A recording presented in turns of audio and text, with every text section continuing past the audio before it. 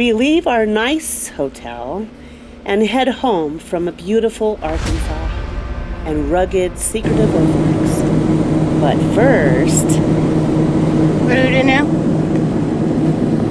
we are headed to Oberlin to go visit a Bigfoot sighting. And maybe, just maybe, Mom, he doesn't come out till dark. true. But you never know. But you can always come back. We can come back. Oh.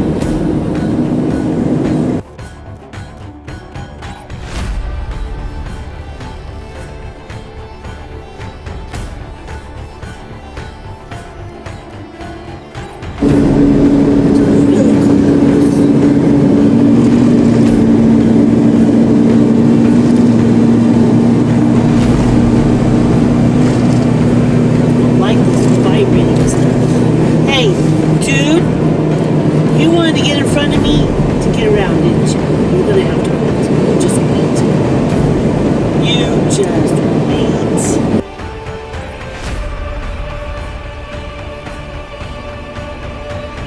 Fort Hays protected railroad workers and travelers on the Smoky Hill Trail. It initially was built further from the location, having been destroyed by a flood in 1867, built as a defensive structure. George Custer's dumbbell was forged by the fort's blacksmith. To ward away attacks from Native Americans, the fort's strength was through companies, or about 210 men, home to the 7th U.S. Cavalry, commanded by Colonel George A. Custer. William Frederick Buffalo Bill Cody, James Butler, Wild Bill Hickok, and General George Armstrong Custer were 3 lawmen keeping peace in Hays City. The 5th U.S. Infantry, commanded by Colonel Nelson Miles, 9th and 10th Cavalries, known as the Buffalo Soldiers, Marcus A. Reno, George A. Forsyth, and Philip H. Sheridan. Hays City was a mile to the north of the fort. The railroad arrived, and the fortunes of Hays City and Fort Hays was inseparable. With buffalo herds dwindling, the Plains Nation's forced to move to other areas, and less need for a post, the fort was abandoned November 8th, 1889.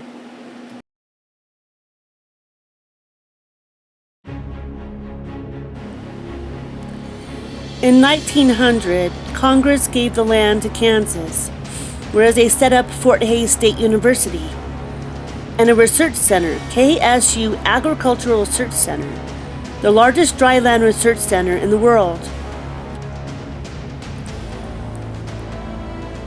And the Frontier Historical Park, to include the historical Fort Hays buildings.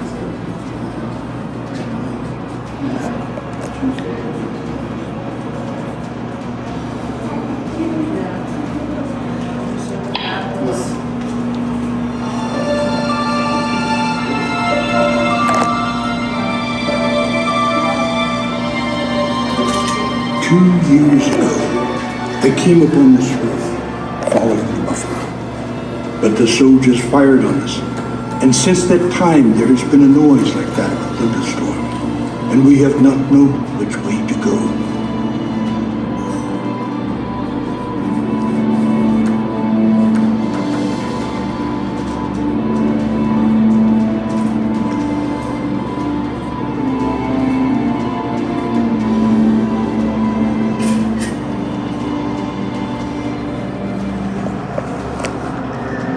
The Lewis and Clark expedition of the early 1800s was the first overland American expedition to the Pacific coast and back. The findings of that journey and others paved the way for a U.S. government policy that focused on westward expansion. At the time, indigenous people were allowed to live east of the Mississippi River as long as they adopted American ways. The U.S. government wanted tribes to give up their cultural traditions and live an agricultural lifestyle. You are becoming farmers, learning the use of the plow and the hoe. You are also raising cattle and hogs for your food. Be assured, the further you advance in it, the happier and more respectable you will be. If the Great Spirit had desired me to be a white man, he would have made me so in the first place. He put in your heart certain wishes and plans. In my heart, he put other and different desires. For policymakers, the presence of American Indians was a threat that stood in the way of progress. With President Andrew Jackson signing of the Indian Removal Act in 1830, the government began to negotiate removal treaties with several tribes. The consequences of a speedy removal will free them from the power of the states, enable them to pursue happiness in their own way, and through the influence of good counsels, to cast off their habits and become an interesting, civilized, and Christian community. The white men of the East, whose numbers are like the sand of the sea, will overrun and take possession of this country. They will build wigwams and villages all over this land, and their domain will extend from sea to sea. As the nation healed from the Civil War, ambitious businessmen and politicians looked west. In Kansas, routes such as the Smoky Hill Trail were established to convey travelers and goods westward. Railroad companies soon forged tracks along these routes. By the mid-1850s, Arapahoes, Cheyennes, Comanches, Kiowas, Pawnees, and Sioux had been living in western Kansas for hundreds of years. For the tribes that hunted or lived in these lands, the arrival of the new Americans set the stage for a clash of cultures. Invasion of the land and the near depletion of buffalo herds elevated tensions and erupted in violence on both sides. During the Sand Creek Massacre of 1864, volunteers from the Colorado militia killed and mutilated hundreds of Cheyennes and Arapahoes in an unprovoked attack. Prior to the massacre, Cheyenne Chief Black Kettle had been negotiating peace with the U.S. government. 3 years later, an event known as the Kidder Massacre occurred when a group of soldiers led by Second Lieutenant Lyman Kidder encountered a group of Cheyennes and Sioux. The soldiers' mutilated bodies were found 2 weeks later north of Fort Wallace. Forts were established to enforce U.S. control of the frontiers. Soldiers worked to keep peace between settlers, Indian tribes, and railroad workers. In western Kansas, Forts Harker, Larned, Dodge, Wallace, and Fletcher, later renamed Fort Hays, were built for that purpose. However, the Army's presence at these forts and the surrounding areas only aggravated tensions with the tribes. Thousands of Kiowa, Comanche, Plains Apache, Southern Cheyenne, and Southern Arapaho people gathered in October 1867 to negotiate the Medicine Lodge Peace Treaty with the U.S. This resulted in the relocation of the tribes to Indian Territory, or present-day Oklahoma. We are your best friends, and now, before all the good lands are taken by whites, we wish to set aside a part of them for your exclusive home. You must have a place you can call your own. You said that you wanted to put us upon a reservation to build houses and to make us medicine lodges. I do not want them. I was born where there were no enclosures and where everything drew a free breath. I want to die there and not within walls. Treaties with the U.S. government caused rifts within some tribes. A group of warriors known as the Cheyenne Dog Soldiers split into their own band. During the summer of 1868, they and other tribes attacked immigrant settlements in Kansas, Colorado, and Texas. In November of that year, the U.S. Army launched a winter campaign to punish the tribes for these attacks. Cheyenne Chief Black Kettle was camped with his tribe within the Cheyenne Reservation on the Washita River in central Oklahoma. Lieutenant Colonel George Armstrong Custer and the 7th Cavalry attacked the camp. Eyewitnesses estimated between 50 and 100 Cheyennes and 21 7th Cavalry soldiers were killed. Among the casualties were Black Kettle and his wife. The events at Washita led other Southern Cheyennes to move to the government-appointed reservation. These back-and-forth attacks continued in Kansas, but mostly on a smaller scale until the late 1870s. As more tribes moved to reservations, conflicts declined, the need for frontier military forts decreased, and nearly all western Kansas frontier forts were closed by 1889. Commissary is located near the barracks. The commissary was where food stores for the fort were kept. Many enlisted men didn't find their daily rations satisfying, and food from the post trader's store could sometimes be too expensive. As a result, the commissary was a target of frequent burglaries. Food spoilage is another problem. Before food could be thrown out, a board of officers had to determine whether the food was spoiled. Conflicts between American Indians and settlers in Kansas decreased in the 1880s. The number of soldiers needed at Fort Hays also declined. The fort was closed on November 8, 1889, 24 years after it was established as Fort Fletcher. Today, most of the 7,640 acres of military reservation land is split between Kansas State University Agricultural Research Center and Fort Hays State University. The remaining 1,400 acres is occupied by a golf course, city park with a buffalo herd, and this state historic site.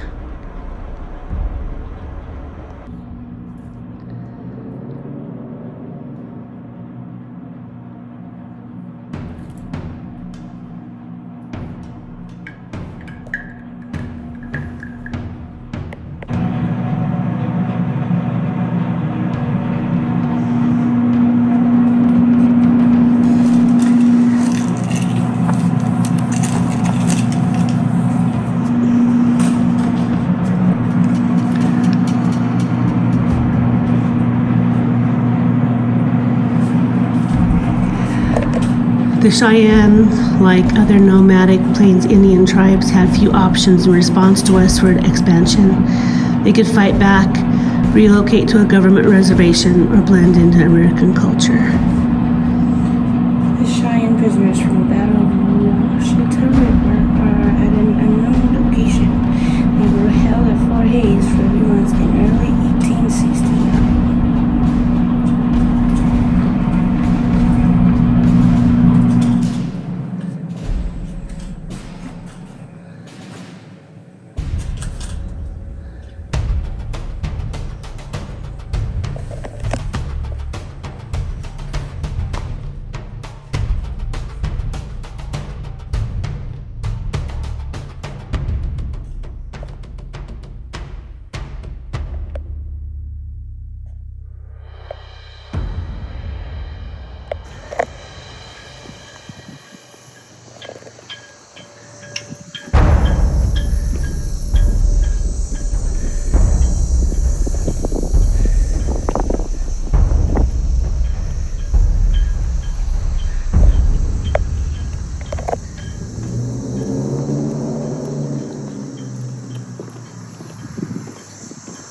These are the enlisted barracks, hastily assembled during the winter of 1867-1868. They faced the parade ground on 3 sides. Each barrack held a company of 60 to 100 men and consisted of 2 squad rooms, a room for the first sergeant, and a small storeroom. The mess hall and kitchen were located in the back of the barrack buildings. Quartermaster First Lieutenant Frank Baldwin requested the addition of washrooms to the barracks in May 1870. The men now have to wash in the open air, consequently having no opportunity offered them of washing their persons. I therefore consider it a necessity to have the washroom built. A short time later, the request was approved at a cost of $548.40. This is Officers Row. A series of 10 houses on the south side of the parade grounds was built between 1867 and 1870. Starting to the left of this house, moving right, were the chaplain's quarters, 3 partial duplexes for officers' quarters, the commanding officer's house, 3 additional duplexes for officers, and 2 additional officers' quarters, 1 single family home, and 1 full duplex with separate doors and living spaces. The partial duplexes that will stand today house 2 officers and their families. Each family had their own parlor and 1 bedroom. They shared the dining room and kitchen. Families provided their own furnishings and could hire servants to assist with cooking, care of the children, and cleaning.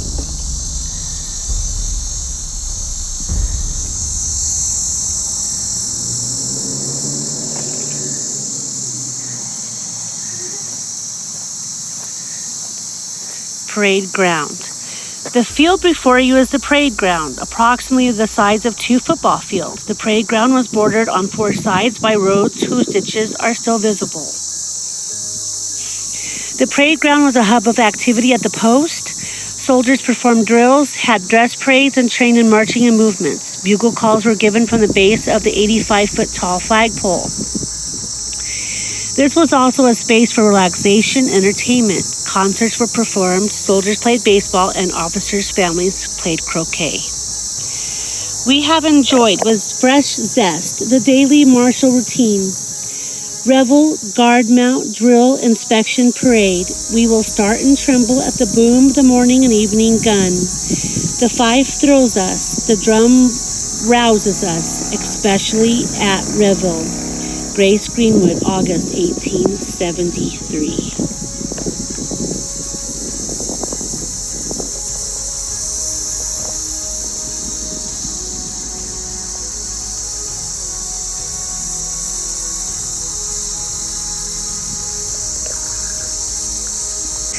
Elizabeth Bacon Custer. Accompanying her husband George Armstrong Custer on all of his military campaigns, Libby Custer saw a view of military life seldom observed by women. When the U.S. 7th Cavalry was headquartered at Fort Riley, they camped at Fort Hays in May 1867. She tells the story of a wife and children who lived in one half of the officers' quarters. The officer lived in camp tents during the week and received a permit to stay in the quarters on weekends.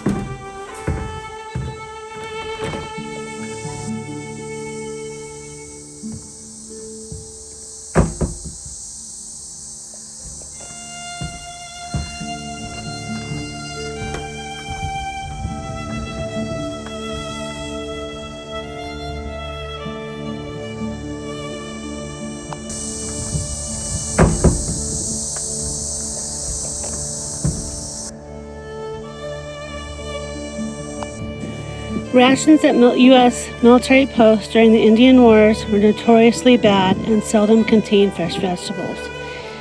Gardens added greatly to the nutrition and morale of the men. Fort Hayes records indicate the gardens were planted throughout the fort's lifetime. Lettuce, radishes, green peas, 8-road corn, yellow, and flint grow well, but the larger varieties and sweet corn are liable to be killed by hot winds. String beans grow occasionally, and early beets and turnips do well. Apples, plums, and cherries. Tomatoes are doubtful. Early cabbage occasional. Watermelons grow, but muskmelons and squash are doubtful. An account of insects which prey upon the rough leaves. Post-chaplain John Parker.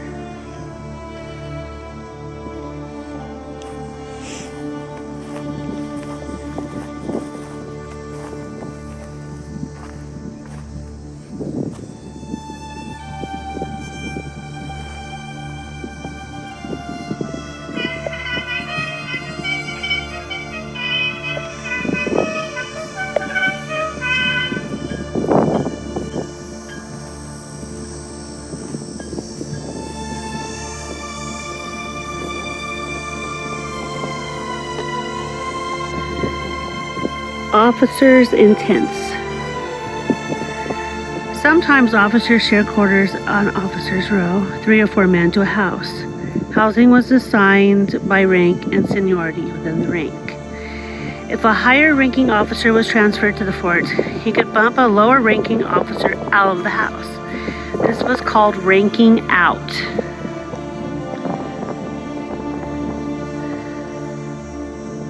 If all homes were occupied, the lowest-ranking officers and their families, if they had them, lived in tents on the fort's grounds. Some officers put together more than one tent for their dwelling, with the other tent nearby to serve as a kitchen. These tents were treated as home and were equipped with furniture decor, wood-burning stoves, and in some cases, wood floors. But with blowing snow in winter and oppressive summer heat, these campers were still roughing it.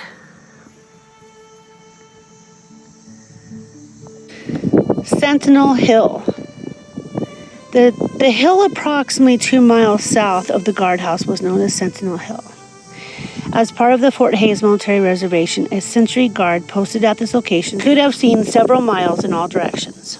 The legend of Elizabeth Polly, also known as the Blue Light Lady, is closely linked to Sentinel Hill. When a cholera epidemic hit in 1867, hospital steward Ephraim Polly was assisted to the fort doctor. His wife Elizabeth comforted patients in the hospital. When she became sick with cholera, she asked to be buried on top of the hill, but it was too rocky to dig a grave. Elizabeth was buried on the side of the hill. Sightings of her ghost were reported in 1897 and have continued to this day.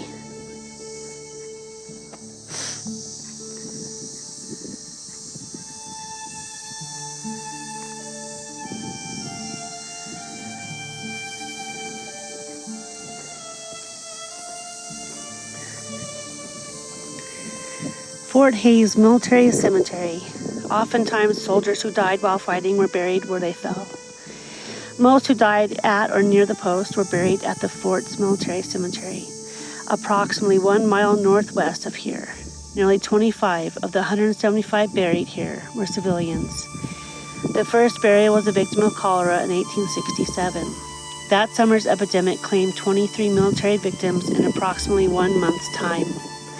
The last burial at the post cemetery took place in 1889 after the death of the 5-year-old son of an 18th U.S. infantry soldier.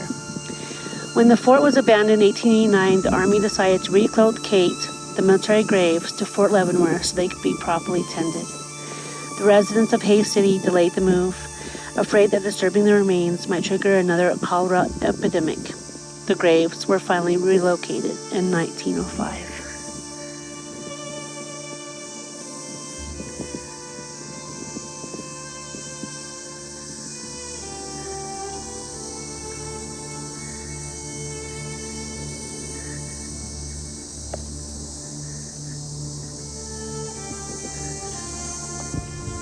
Guardhouse. The native limestone guardhouse replaced an earlier wooden structure in 1872.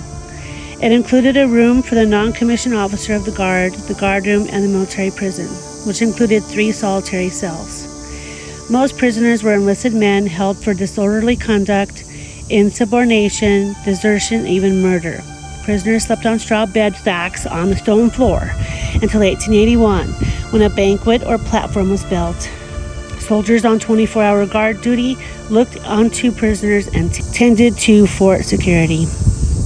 Some of the original soldiers' carvings in the limestone blocks of the guardhouse are still visible, including the name of Sergeant Thomas Kenny, who was at Fort Hays for 4 years until it was abandoned in 1889. Kenny was a marksman and participated in military shooting competitions at Fort Leavenworth and Kansas City.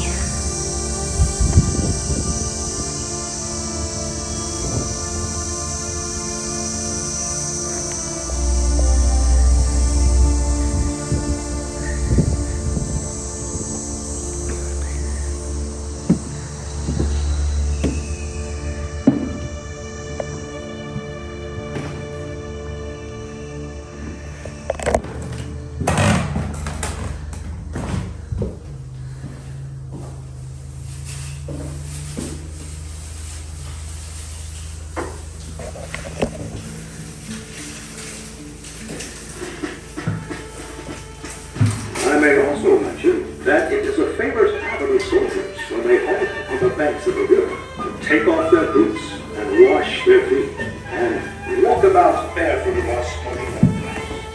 My listeners would be sure of this practice. When we are allowed to wash, the sergeants and corporals choose to start with No, get me out of here. It's scary.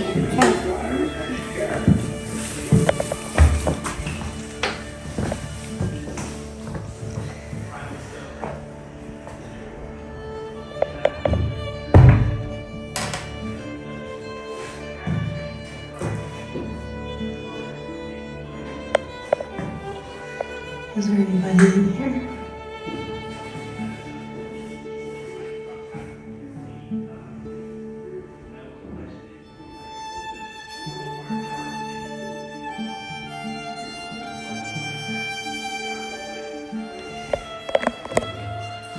There's definitely people watching you.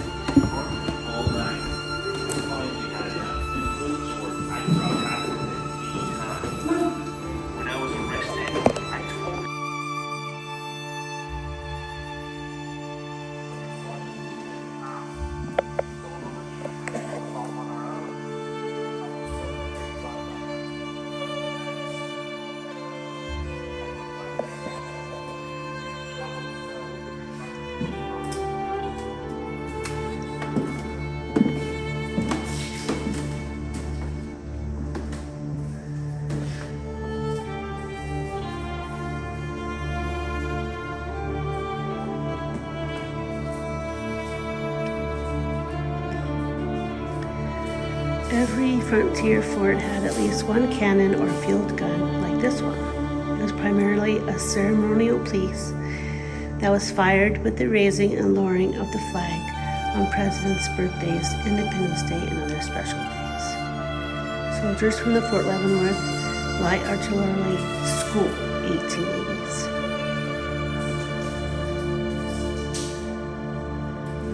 Since I'm in the cavalry, sometimes I get orders for part of this. A few days ago, we were in the field 10 miles east of the fort, protecting the railroad. The civil chief found out the body of Cheyenne mountain. Some of those supplies are still soaking the way we had to fall back. My friend, Sergeant Preston, was shot.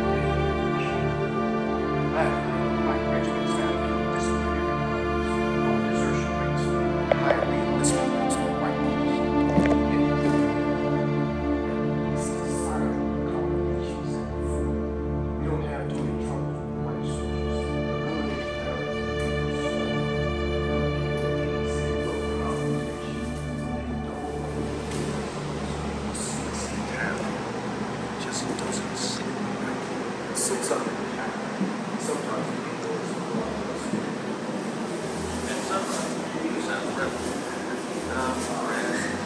Sergeant John Denny, who served at Fort Hayes 1882 to 1884.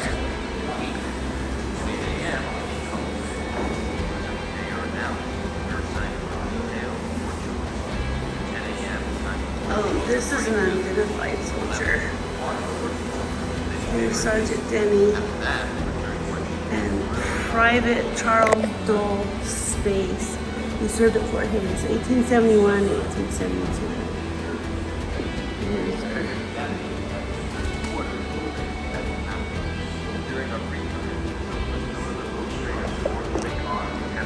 Here's our Here's your barracks bed.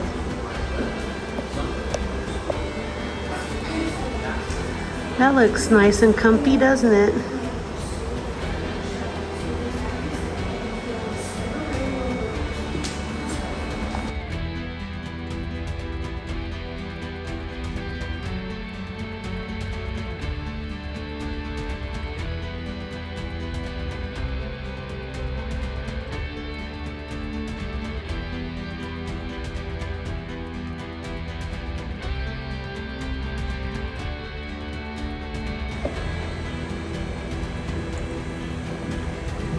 Private George Clark, Troop F, 6th Cavalry.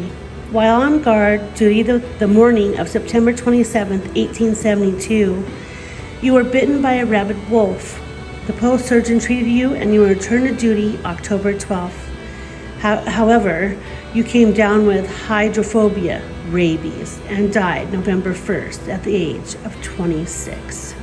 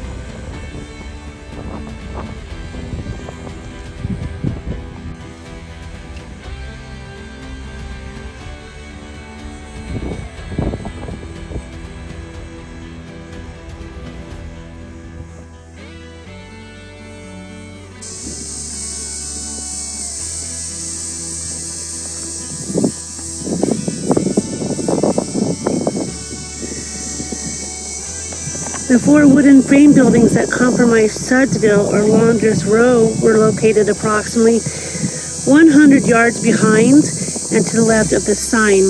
Each building housed 4 laundresses and their families in 2 12 by 12 rooms. Laundresses were often enlisted men's wives who were allowed to live at the post by doing laundry for a group of 15 to 20 soldiers.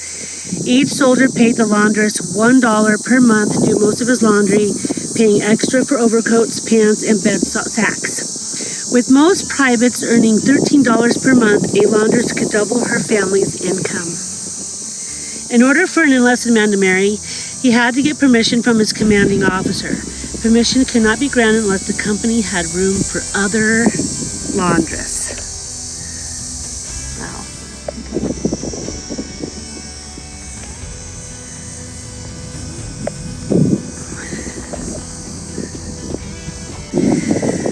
blockhouse. This hexagonal building made up of native limestone quarried 3 miles west of here was the first building constructed at Forest Hayes. The blockhouse was intended as a barracks for soldiers. When it was finished, wooden barracks had been built, so it became the commanding officer's headquarters and post-adjacent living quarters. Although not intended to be a defensive building, the blockhouse had defensive features such as gun slots and possibly a second-floor catwalk. However, the fort was never attacked, so these defensive features were never put to the test. From 1931 until 1955, golfers used it as a clubhouse.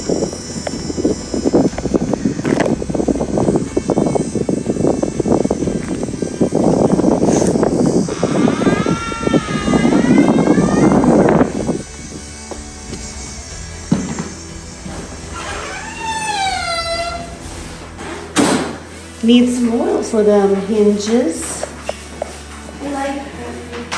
Here's Ellis County Star, and that's 1878. And this is the Fort Hayes Dispatch. Fort Hayes, Kansas, June 17th and 18th. Hayes celebrates 150th anniversary. Here's the old fort map. So there's a lot of buildings here. Here's your gun slots, so you can sneak up on them varmints.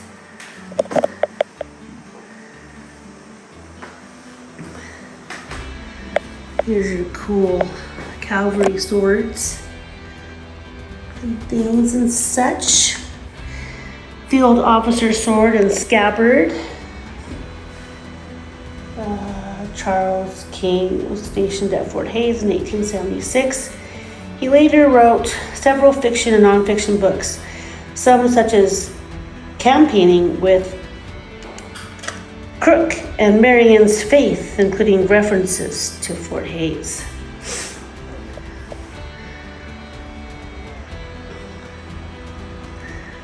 In command, the officers of Fort Hayes. The officers of Fort Hayes.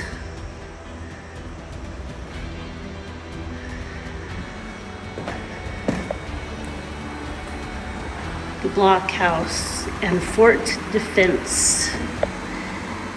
All right. Smith & Wesson model number 2 took only 15 seconds to load compared to the earlier Colt and Remington cap and ball pistols that took 2 to 3 minutes to load. Smith & Wesson's Schofield revolver was named for Major George W. Schofield, who created it by modifying the Smith & Wesson model number 3. The U.S. Army purchased nearly 9,000 of these revolvers for use by officers and enlisted men. Cavalry or mounted troops were issued weapons that were lighter and easier to handle on horseback, including carbines, a shorter version of the rifle, pistols, and sabers. Colt challenged Smith & Wesson in the military revolver market with its 1873 Peacemaker single-action revolver.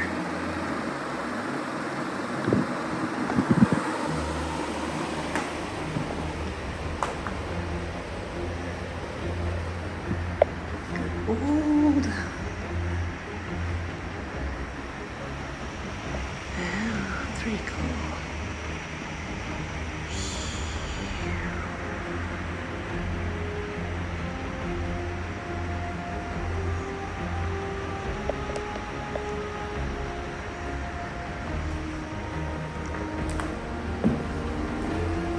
It's pretty cool. Table. I like that. It's a desk. Okie dokie.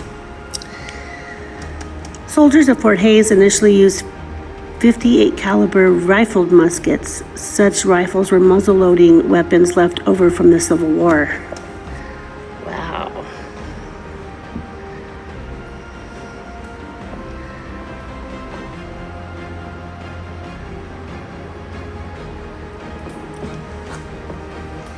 In 1873, the U.S. Army introduced a new rifle, the Springfield 45 caliber.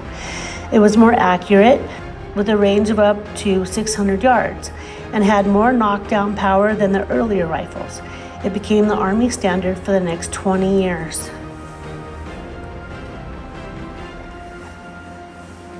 Within 6 months of the opening of the fort, troops were equipped with 50 caliber model 1866 Springfield rifles called Allen conversions, a conversion of the 58 caliber musket.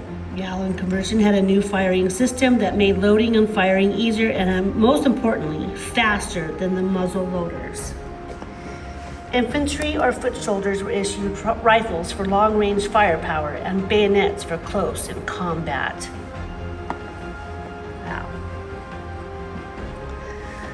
Whether a soldier was detailed to be a baker, a gardener, a clerk, or a team master, he was first and foremost a fighting man.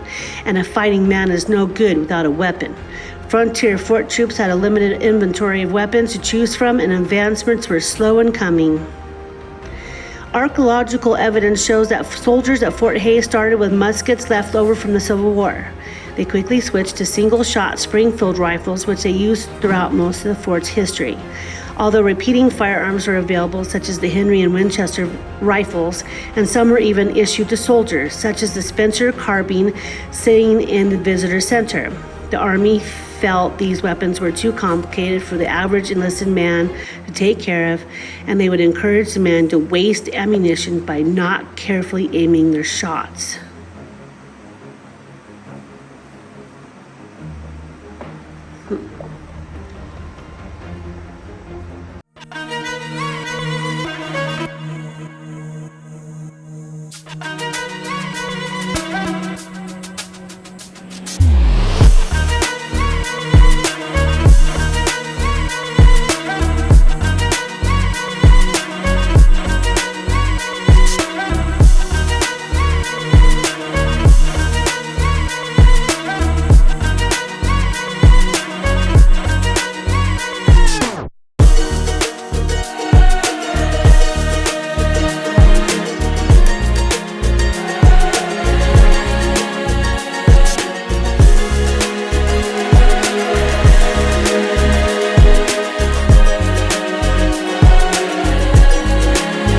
The ice house was built 300 yards behind this sign during the winter of 1870-1871. It was built into a hillside which offered much insulation. The ice house could store 1,000 tons of ice harvested and hauled from Big Creek. Soldiers occasionally constructed dams along the creek to produce ice.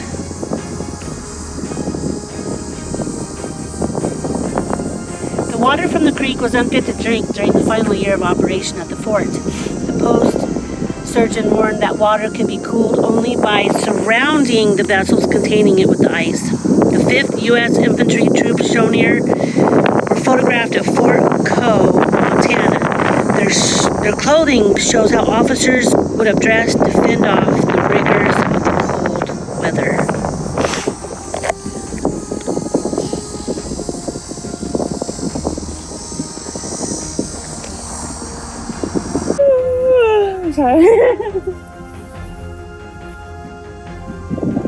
The ice house was built 300 yards behind this sign during the winter of 1870-1871. It was built into a hillside which offered much insulation. The ice house could store 1,000 tons of ice harvested and hauled from Big Creek. Soldiers occasionally constructed dams along the creek to produce ice.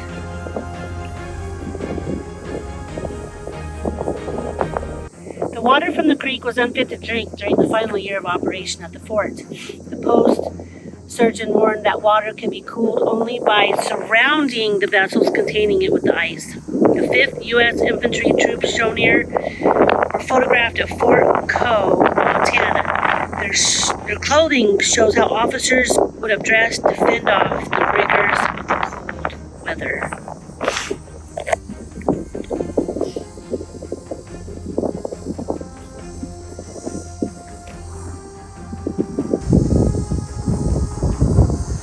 The Fort Hays Chapel, acquired in 1872, stood directly behind this sign. The officers' wives wanted a dance hall, but Army regulations prohibited the use of military labor and resources to build one. But there were no such regulations regarding chapels, so the women got their dance hall in the guise of a chapel. The building was moved from the recently abandoned Fort Harker 60 miles east of Fort Hays. When the building arrived, 25 of its 105 feet length were partitioned off for worship and used as post school. This space was furnished with a few benches and a small pulpit. The remaining 80-foot-long space was used for dancing, theater, and other amusements, and was more elaborately furnished. In 1878, high winds made the building unsafe, and it was torn down.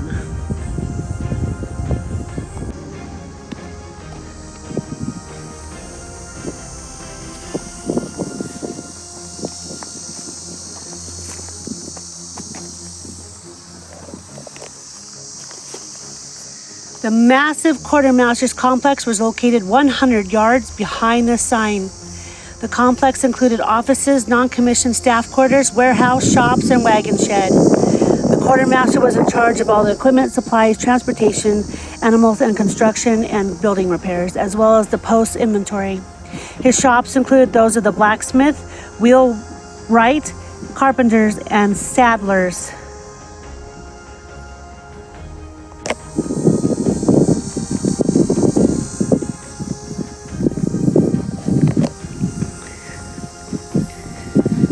Post Hospital.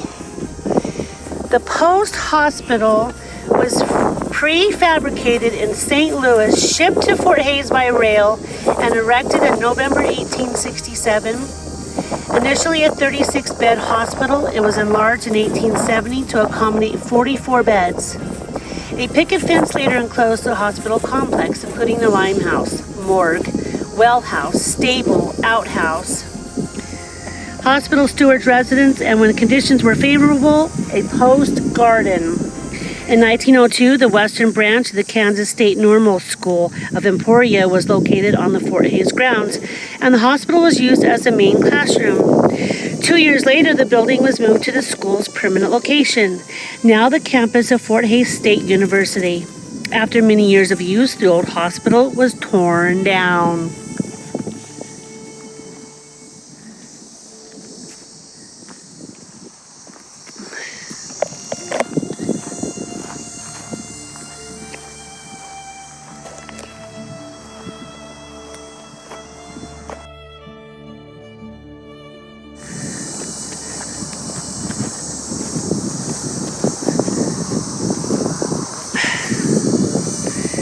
Commissary Warehouse. The commissary warehouse, which stored the fort's food supply, was located behind the sign. The commissary officer was responsible for food storage and preventing loss from theft and spoilage. Bars on the windows kept out enlisted men trying to supplement their meager daily rations. In contrast to enlisted rations, the officers' mess, as described by Captain Albert Barnitz in an 1867 letter to his wife Jenny, sounds like a feast. We have good cooks, and the following is our bill of fare: French beef or buffalo meat roasted, boiled or fried, potatoes, eggs, ham, fresh peas canned, canned peaches, cherries, and tomatoes, etc. Canned peach pies, fresh bread, stewed peaches, pickles, warm cakes, etc., etc. We have excellent coffee, Java.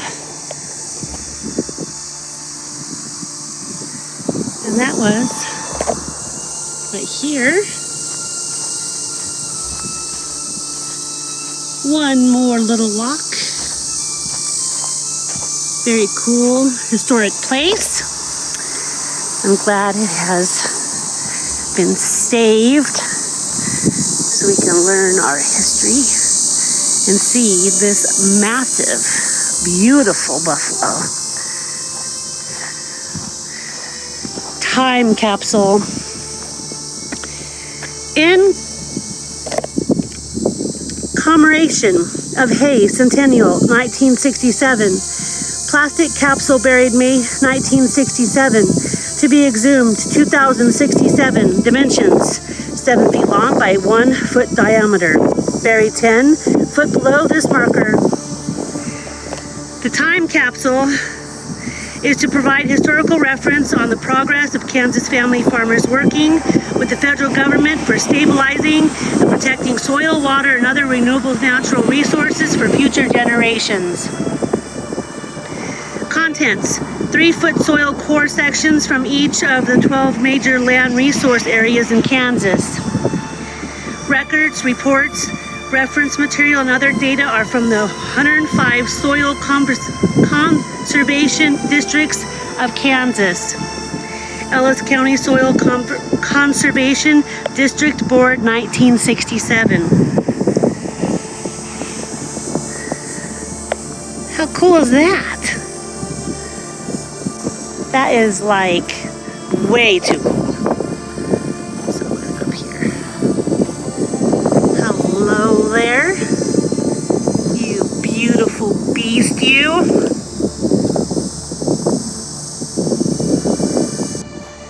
Well, my friends, that concludes our tour of Fort Hays.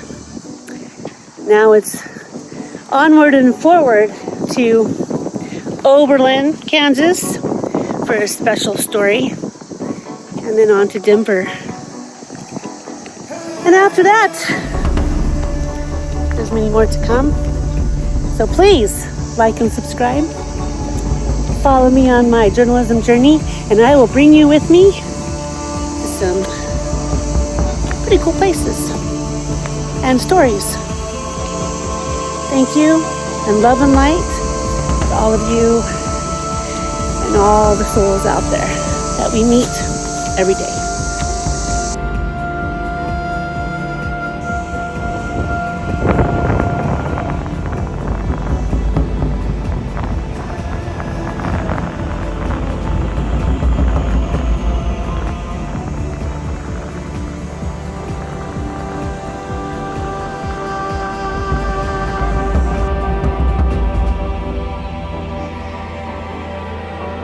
Tell me the story.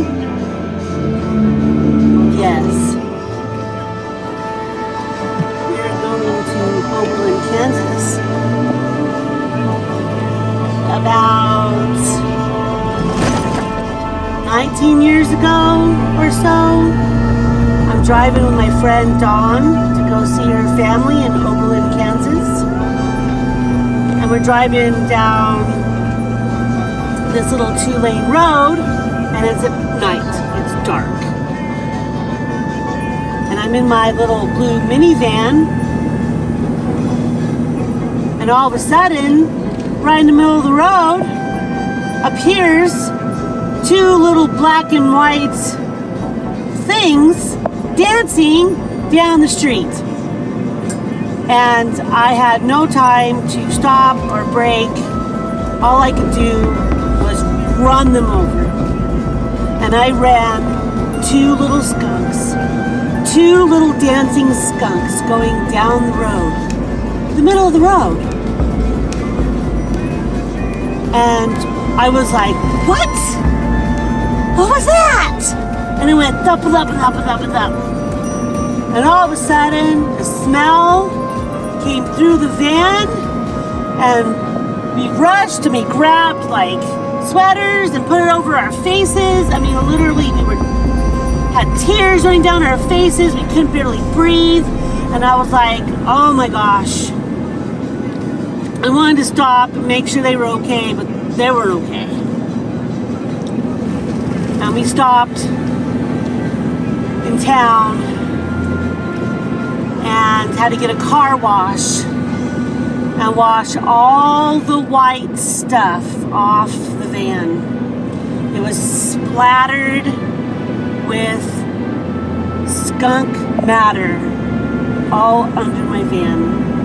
So I got a car wash, and I had to do 2 car washes to get it all off, soak it with the tire soaker stuff, and then we stopped at a gas station and got these little scent trees, and we put all them up and some Lysol, and doused all the vents with Lysol. And for 6 months, every time we turned on the air conditioning or air heater, we would smell the skunk come out. And that is the story of running over poor little dancing skunks in the middle of nowhere, Kansas.